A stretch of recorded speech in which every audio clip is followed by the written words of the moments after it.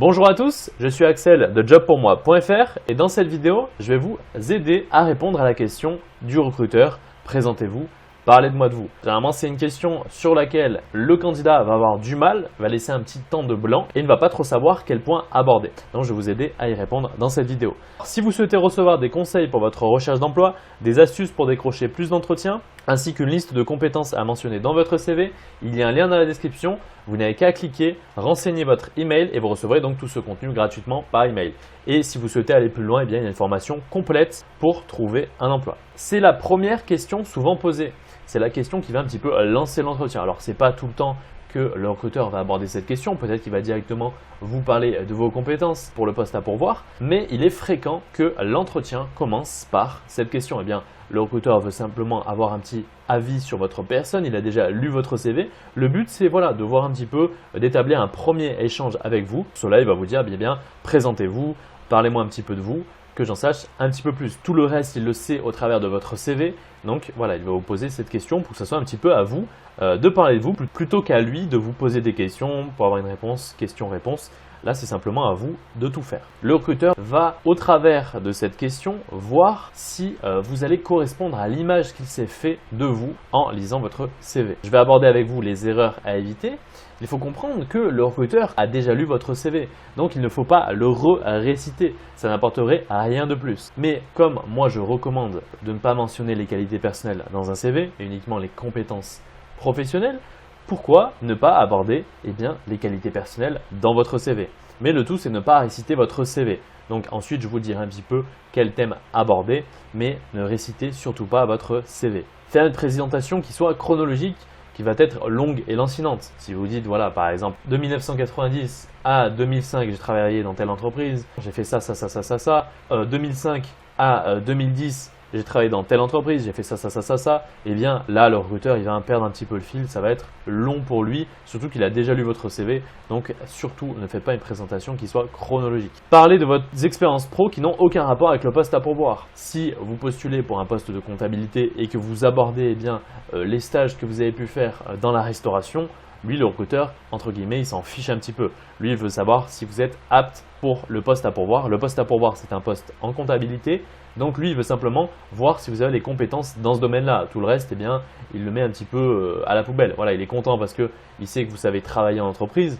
Mais voilà, entre un poste de quelqu'un qui a travaillé dans la restauration et un poste de comptabilité, ça n'a strictement rien à voir. Donc lui, il cherche vraiment l'image de quelqu'un qui travaille en comptabilité. Donc ne lui parlez pas de vos expériences qui n'ont rien à voir avec le poste à pourvoir. Ça ne ferait que vous desservir. Aussi, le candidat type égocentrique, ça ne va pas fonctionner puisque le recruteur, lui, il veut quelqu'un qui soit adaptable au poste à pourvoir. Donc si vous ne parlez que de vous, mais vous ne mentionnez pas le poste et vous ne mentionnez pas la corrélation de votre personne avec le poste à pourvoir, cela ne va pas fonctionner. Alors maintenant, je vais aborder avec vous une petite liste de conseils. Tout d'abord, lorsque vous allez citer une compétence, je vous recommande très fortement de mentionner votre expérience dans cette compétence, notamment par l'illustration avec un exemple qui soit concret. Vous postulez par exemple pour être conducteur de bus, mentionnez vos compétences dans ce domaine-là. J'ai fait un stage de conduite de 3 mois dans cette structure, pour apprendre un petit peu à mieux aborder les dangers de la route, notamment au volant d'un bus. J'ai aussi pendant 4 ans été déjà conducteur de bus dans un autre département. J'avais tel réseau, tel itinéraire, je travaillais par exemple notamment de temps en temps de nuit. Il faut vraiment citer des exemples concrets, et cela dans tous les domaines. Si vous travaillez dans la restauration, peut-être que vous postulez pour un poste de serveur, vous allez dire, j'ai été serveur dans tel restaurant et j'ai fait le service. Par exemple, on était 4 pour assurer un service de X personnes. Souvent, il y avait des coups de bourre le soir et à chaque fois, j'ai su garder mon sang-froid et m'adapter à la pression d'un job de serveur. Donc il faut vraiment citer des exemples concrets. Il faut que ça soit palpable. Sur votre CV, il y a un petit peu moins d'exemples concrets. Là, vous allez pouvoir aller un petit peu en profondeur sur vos compétences. Donc, n'hésitez pas à les appuyer avec des exemples concrets que vous allez préparer au préalable.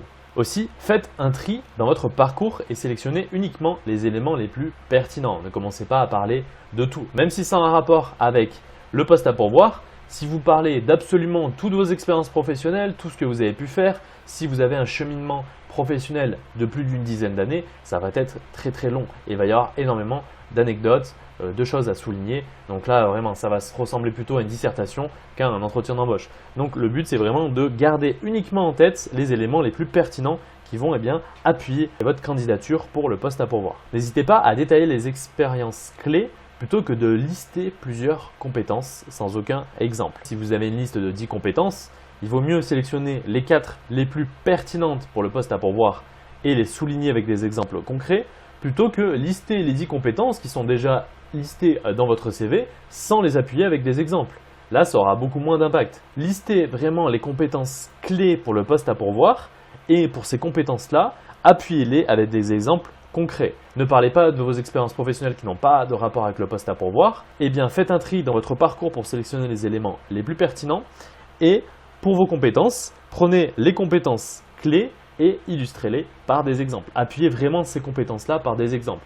S'il y a des compétences qui sont un petit peu moins clés, ce n'est pas grave si vous ne les appuyez pas avec des exemples, mais en tout cas, focalisez-vous sur les expériences qui sont les plus probantes pour le poste à pourvoir. N'hésitez pas à expliciter ce que vous allez apporter à l'entreprise. Il faut que le recruteur puisse vous visualiser en poste et visualiser un petit peu le bénéfice que vous allez pouvoir apporter en étant recruté.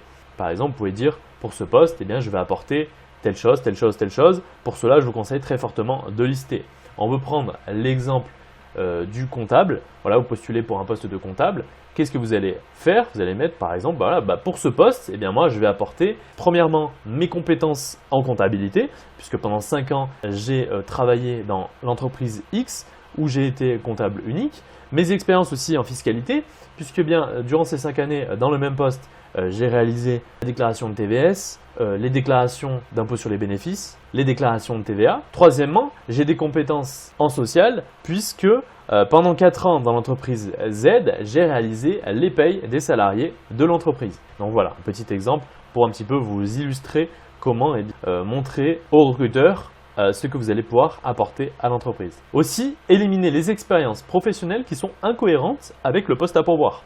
Ça, c'est un petit peu un parallèle avec l'erreur à éviter numéro 3. Parler de vos expériences professionnelles sans rapport avec le poste à pourvoir. Mais ici, c'est un petit peu plus précis, puisqu'ici, on élimine les expériences professionnelles qui sont incohérentes avec le poste. C'est-à-dire que même si ça fait partie du même domaine, voilà, peut-être que vous avez des expériences professionnelles qui sont incohérentes. Même si vous avez effectué des missions de comptabilité, peut-être qu'ici, on vous demande par exemple de saisir des factures fournisseurs, de régler les fournisseurs, de relancer les clients, de faire les déclarations de TVA.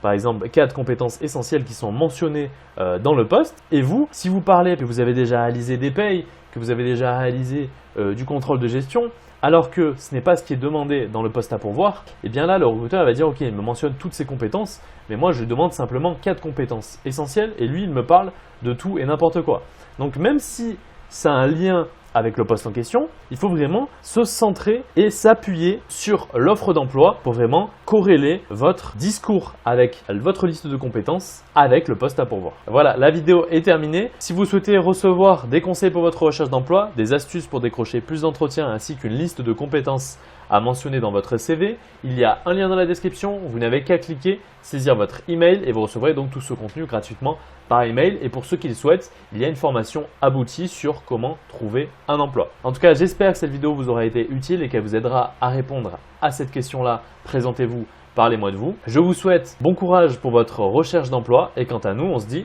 à la prochaine.